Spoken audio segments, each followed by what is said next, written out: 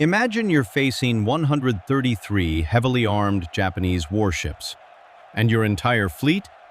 Just 13 beat-up wooden boats. You don't have radar. You don't have backup.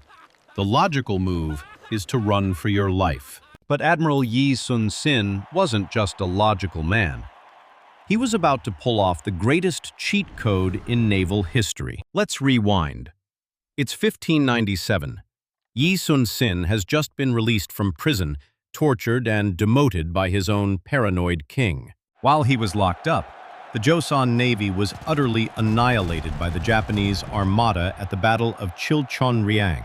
The situation was so hopelessly catastrophic that King Sonjo sent an urgent royal decree, basically saying, just disband the navy and join the army. To put it in perspective, joining the army meant fighting on land, where things were also going terribly wrong. But Admiral Yi looked at the king's order, looked at his pathetic remaining 13 ships, and confidently wrote back. He famously declared, "Your servant still has 13 ships. As long as I am alive, the enemy will never conquer this sea." It sounds incredibly badass, but visually?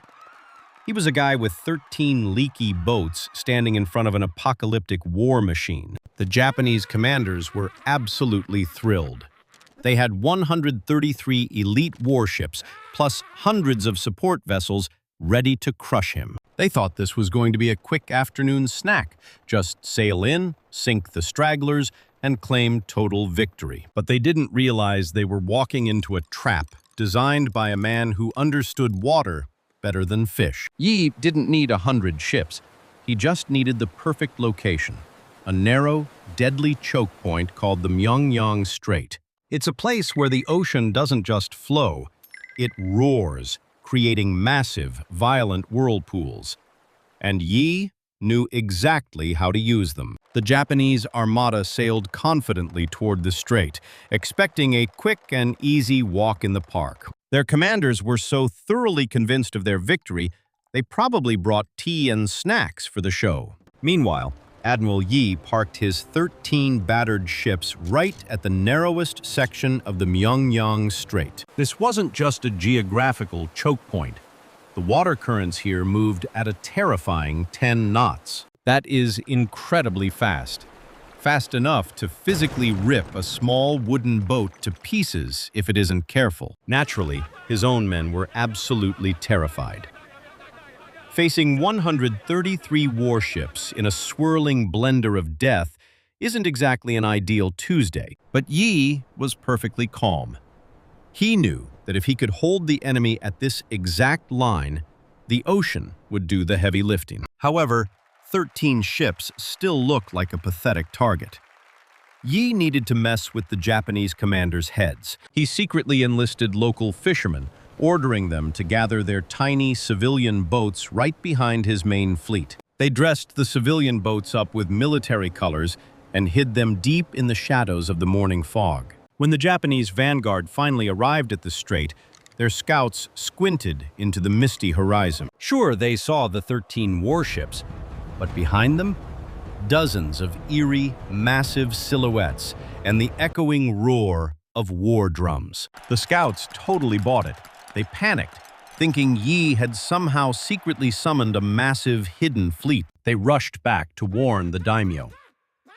But arrogance is a dangerous drug. Refusing to back down from a guy with 13 ships, the Japanese commanders ordered a full frontal assault straight into the narrow strait. The Japanese armada surged into the Myeongnyang Strait, eager to crush Yi's pathetic 13 ships. But almost immediately they noticed a tiny logistical problem. The strait was incredibly narrow, like threading a needle while riding a roller coaster narrow. It didn't matter if you brought 133 ships or 1,000,000.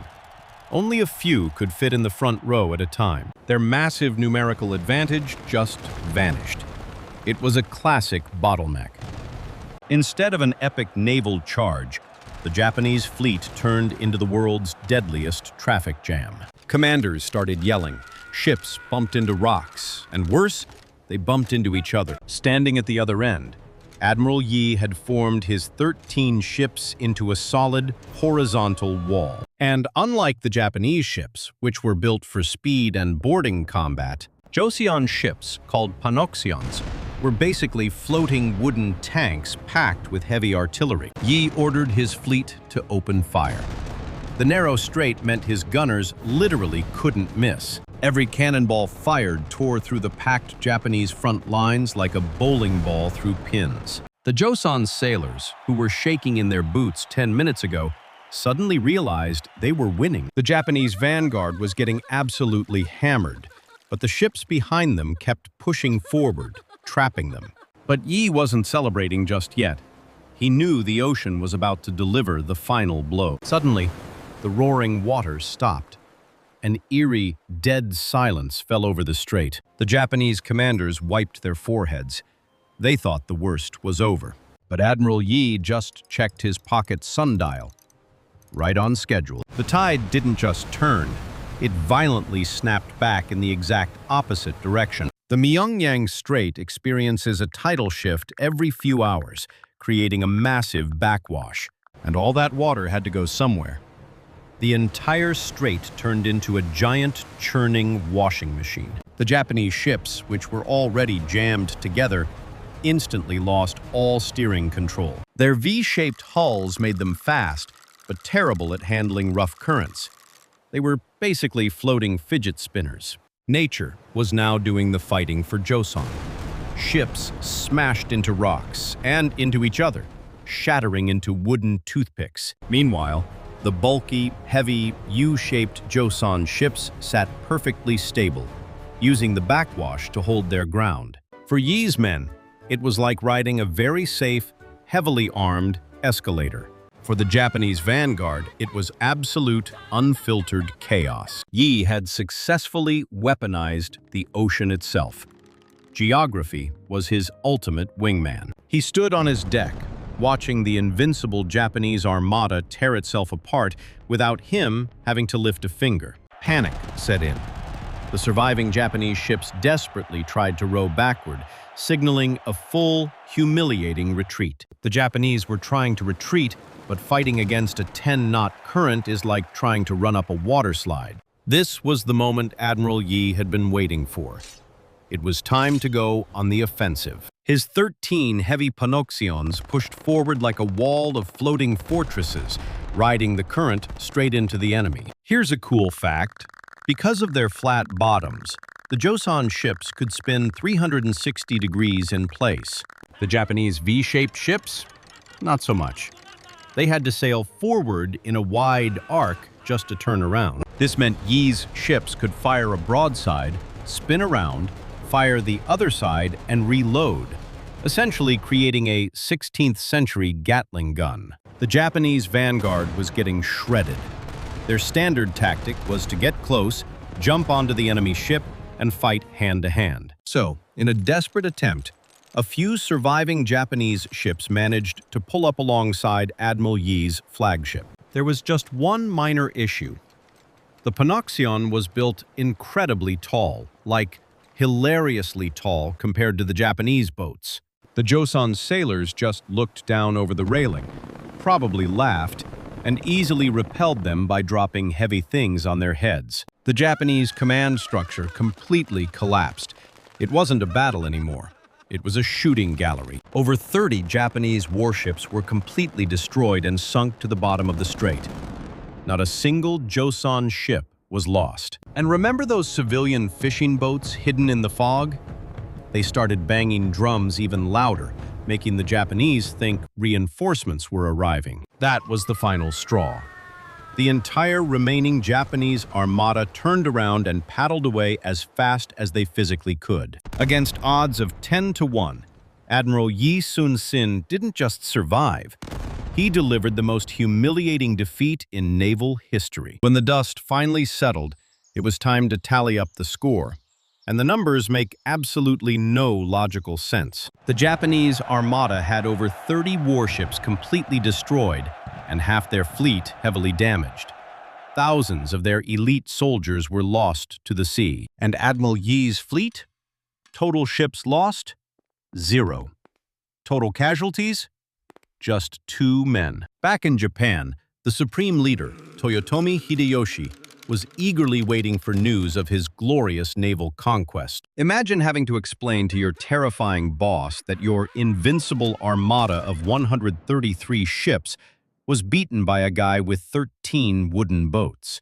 Hideyoshi was, understandably, completely enraged. This wasn't just a bruised ego.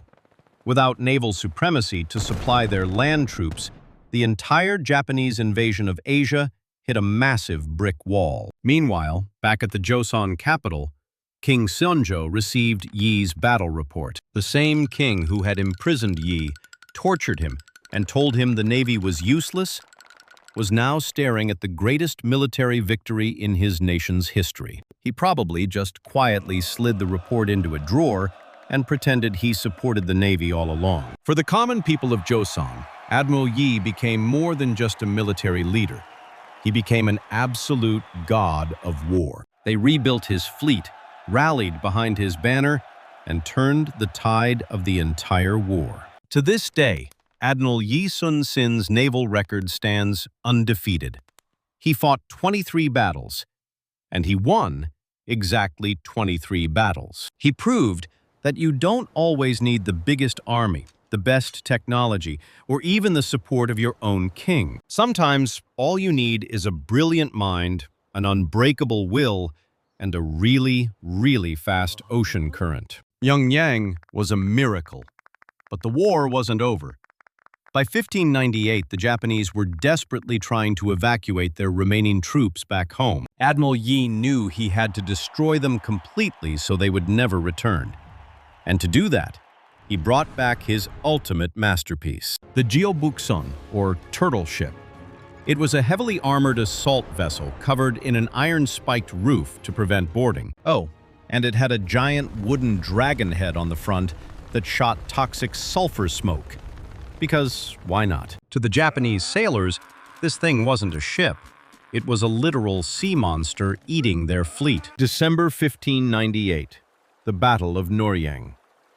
The Japanese fleet tried to slip away under the cover of darkness. Admiral Yi was waiting for them.